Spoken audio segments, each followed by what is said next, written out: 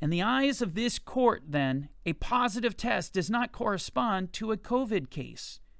The two most important reasons for this, said the judges, are that the test reliability depends on the number of cycles used, and that the test reliability depends on the viral load present. In other words, there are simply too many unknowns surrounding PCR testing. The Portuguese judges cited a study conducted by some of the leading European and world specialists, which was published by Oxford Academic at the end of September.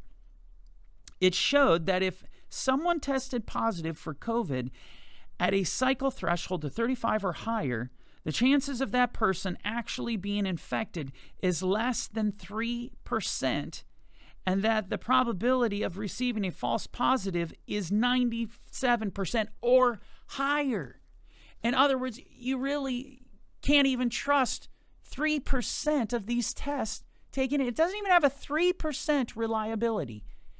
And yet, all the numbers that are flowing around, we're spiking COVID over here, cases are coming up here, we have unprecedented numbers over here. This is happening all over the country right now.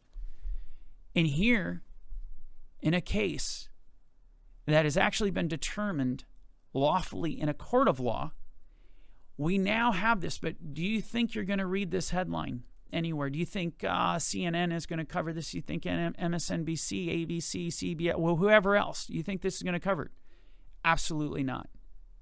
And yet, in a court of law, this is determined it's unreliable. Now, that is a significant piece of information. It's no longer people conjecturing. It's not even scientists coming out and saying, you know what, I have questions about the PCR testing and calling into question, or even quoting the individual who created the PCR test and said it's not made for viruses.